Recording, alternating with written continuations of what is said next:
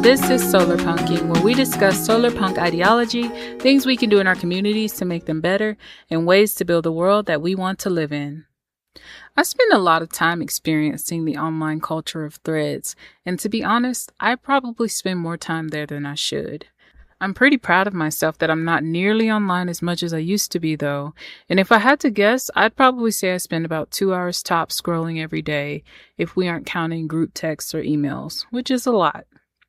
I've been engaged with the conversation surrounding generative AI, unwanted data centers, flock cameras, and the Ring camera network, and I've got to be honest, our right to privacy seems almost non-existent at this point.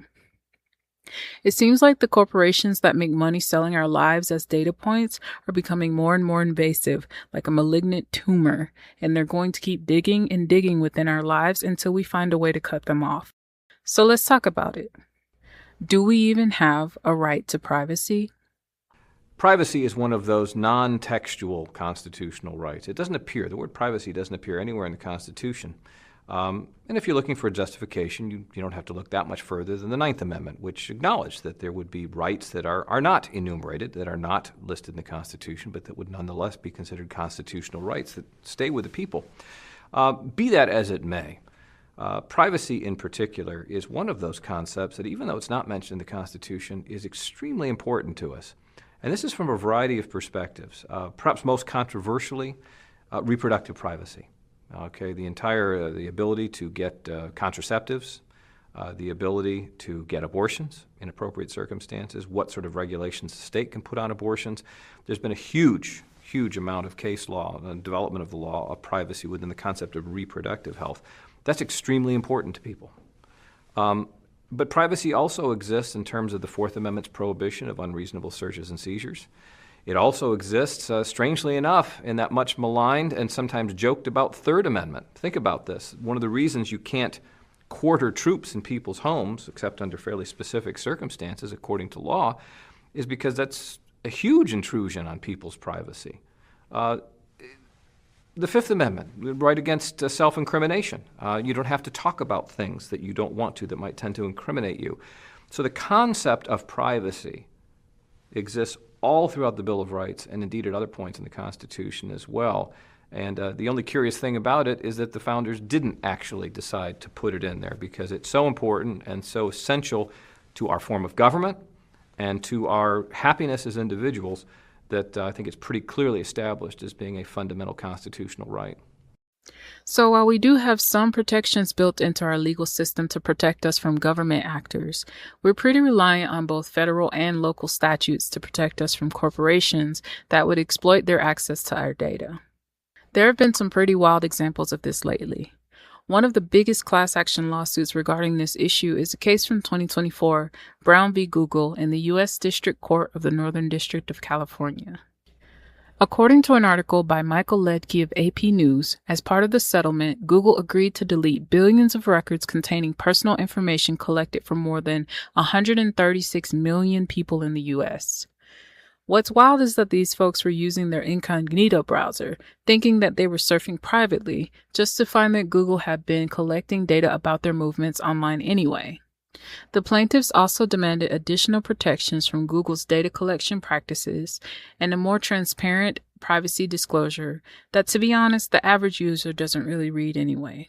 The class of consumers didn't receive any damages, which inspired the most smug response you could expect from their representative, who said, "We are pleased to settle this lawsuit, which we always believed was meritless, and that they were only being required to delete old personal technical data that was never associated with an individual and was never used for any form of personalization."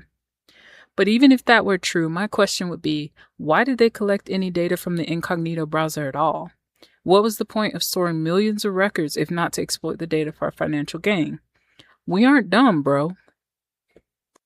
But they seem to think so. because they were caught yet again and sued in Rodriguez v. Google, where a jury concluded that Google unlawfully collected information from certain users of smartphones and tablets who claimed they asked Google not to track their activity. They wound up paying $425 million plus interest in damages to class members. But that's not all. Google's actually in the courts again this year in yet another illegal surveillance class action suit, in re Google Assistant privacy litigation. According to the information page at googleassistantprivacylitigation.com, plaintiffs allege that Google Assistant can activate and record communications even when a user does not intentionally trigger it with one of the programmed hot words, like OK Google, and that Google wrongfully collects, uses, and discloses private user audio recordings. I've personally long suspected that this was true, as I'm sure many other people who use the Google Assistant did, because some of my advertisements were a bit too specific to my conversations that I'd had near my Google Home speaker or my cell phone with Assistant on standby. I remember specifically my mom and I having a conversation about a potential family vacation we were planning, and then seeing ads for hotels and vacation packages for that location really soon after, which was just too crazy to ignore. But of course, like all corporations do when they're caught doing something they shouldn't, Google denies all allegations, but agreed to a $68 million settlement, which is about 1/600th of 1% of their $4.1 trillion market cap. Cool. I'm sure they learned their lesson this time. John Oliver did a pretty amazing segment on Last Week Tonight about data brokers that I really recommend checking out if you haven't already. It's from about 4 years ago, and things have only really gotten worse since then. Because this isn't just a Google problem, and just about every online service you engage with is collecting data about you and figuring out ways to sell you out. I'm not going to risk sharing a clip of John Oliver here, but I do want to share this TEDx talk by Fred Kate, who explains the importance of data privacy and consent. I had to clip it, of course, and I left a lot of important background, context, and legal history on the cutting floor. But the purpose of these clips is always to pique your interest, so you go and check out the full talk in all of its glory. So remember, all of this data that we are talking about, much of it we are volunteering. We are posting those pictures of our delicious meals that we think our friends care about. We are engaging in millions and millions of texts a second. We are posting images and videos at a colossal rate, at a rate that could not have been imagined. It's become almost meaningless to talk about the volume, because unless you're a computer scientist, talking about things like petabytes and terabytes, it just starts to add up to the point it means nothing.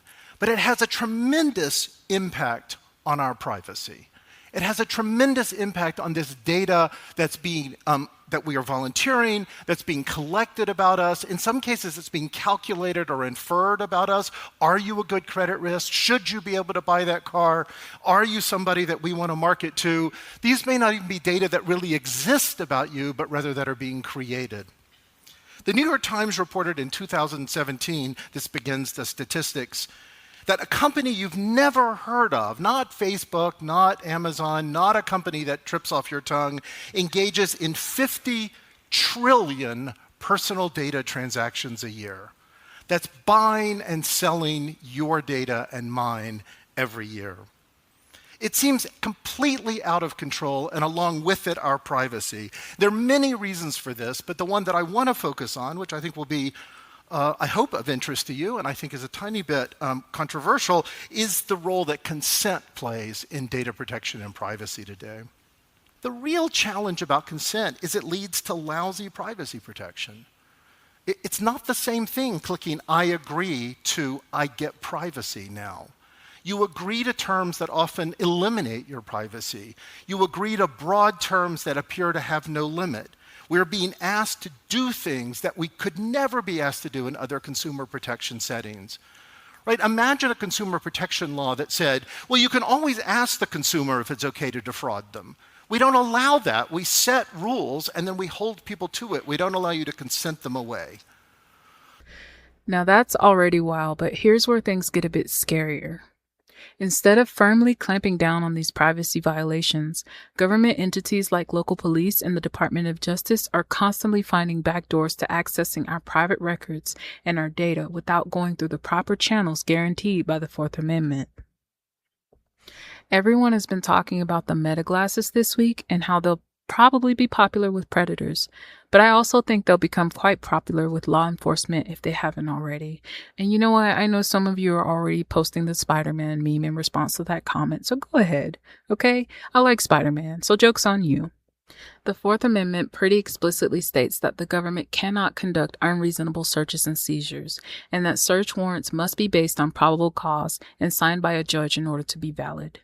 This right has already been violated in the immigration cases of thousands of immigrants that have been kidnapped by ICE since they were empowered to go full Nazi by our government. But the 1961 case, Mapp v. Ohio, was the landmark ruling that decided our Fourth Amendment, as applied to the state through the 14th Amendment, requires that evidence obtained through unlawful searches and seizures be excluded.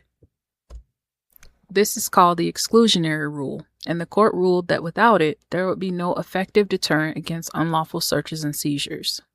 The court also emphasized how important it was and still is to prevent law enforcement from circumventing constitutional protections. Do you see what I'm getting at here? The law is already on the books, but can we trust that it will be enforced by the powers that seek to violate it?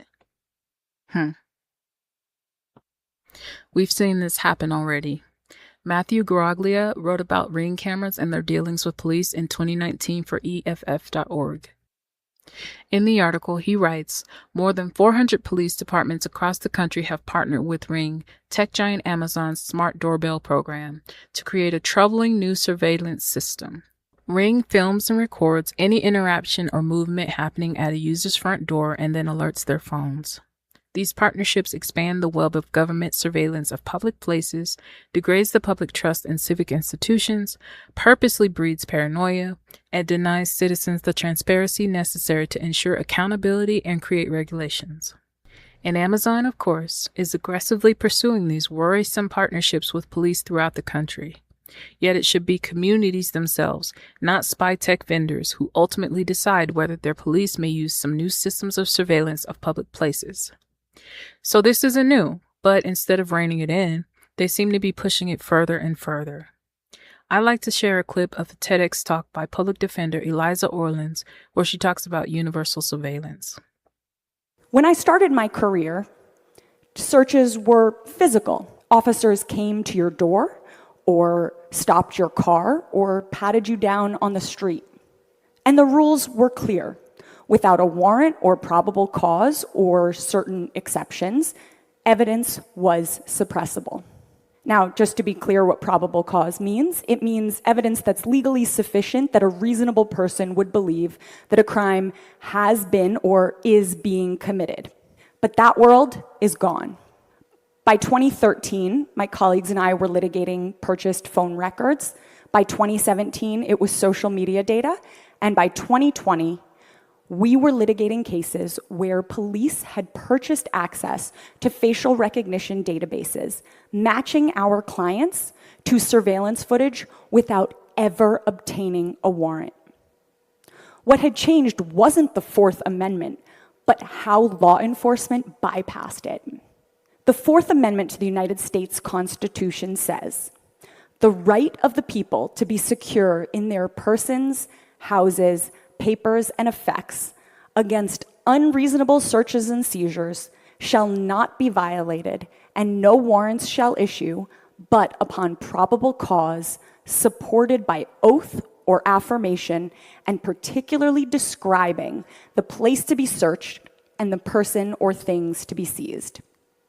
The Fourth Amendment is what protects us against unreasonable searches and seizures and requires warrants based on probable cause. But what happens when that search occurs digitally, invisibly?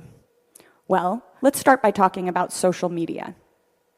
Everything you've ever uploaded, every like, every comment, even disappearing stories, and your private messages, legally no longer belongs to you. And what about AI chatbots or ChatGPT? every conversation you have is being recorded and could one day be used against you in a court of law. Your late-night curiosities or hypothetical scenarios, well, they could be misunderstood and misrepresented against you. But it's not just social media, because apps like Venmo make your financial transactions public by default. Imagine you pay someone and are linked to them on Venmo, and they go on to commit a crime. And you are somehow implicated in a conspiracy without your knowledge and intent just because of a connection on Venmo. Then there's your biometric data, your face, your fingerprints, and your DNA, which are increasingly vulnerable. So, what can we do about all this? How do we fight back? First, we can try being more mindful and selective about how we use online services. Cleaning up your online footprint and limiting where you share your data can help immensely. While it is true that the vast majority of them are actively finding ways to profit off of you and your data, there are some outliers that prioritize your privacy and manage to stand out by attempting to gain your trust as a consumer. For example, I prefer to use the Brave browser more than any other, though my work laptop is trapped within the Google and Microsoft ecosystem. My personal laptop, though, is free of their tethers. I'm also a fan of Proton, and I just purchased the yearly subscription to their Unlimited suite so I can check it out and see what they have to offer. I've also exclusively been using Signal as my messaging app for years now. I'm not sharing these services because they're sponsoring me, because they aren't, nor is my goal to get you to subscribe to them specifically. I'm just showing you that there are alternatives out there that exist, regardless of which ones you choose to use. In the real world, communities here in Colorado are fighting back against flock camera networks and data centers. Boulder residents are suing to block the police department's non-consensual use of flock cameras to track vehicles and require the city to release records of data they've already collected. According to an article written by Olivia Prinzel for the Colorado Sun, the plaintiffs are asking the court to declare flock cameras unconstitutional and block the city from continuing its surveillance without a warrant. And lastly, the best thing we can do outside of going completely off-grid is to stay up to date and active regarding the local privacy protections in our own regions. This includes pushing for increased protections when new technologies like meta glasses emerge without the necessary regulations. I'm very curious about how they intend to handle people using them in private spaces like locker rooms and restrooms, for example. But being knowledgeable about the law can help you determine the best course of action when your privacy is violated, so you know exactly what you can do and can't do legally to defend yourself. Specifically, knowing when public recording turns into harassment, stalking, eavesdropping, and illegal surveillance, and when someone has crossed the line, will help you understand how to document the incident and find support. And I'll leave you with this. This is yet another symptom of a failing colonialist late-stage capitalist system. And while it sucks and seems like everyone and everything is actively trying to find a way to exploit the people, we do not have to give in and join this garbage fire we've been thrust into. The whole purpose of Solarpunk is to show you that there is a better way, and we can get there if we fight for each other, build it, and protect it. That's why I'm here. Not to tell you all the bad stuff and make you sad, but to remind you of the good stuff and give you hope. Thanks for listening to the 24th episode of Solarpunking, and happy Pride Month. It's the end of the month, you guys. I hope it was nice for everybody.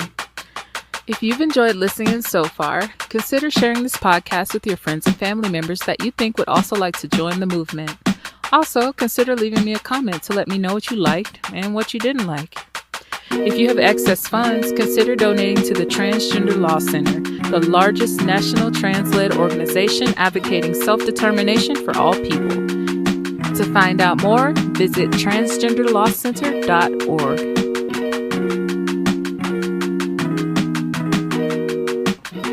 And until next week, stay hydrated and motivated.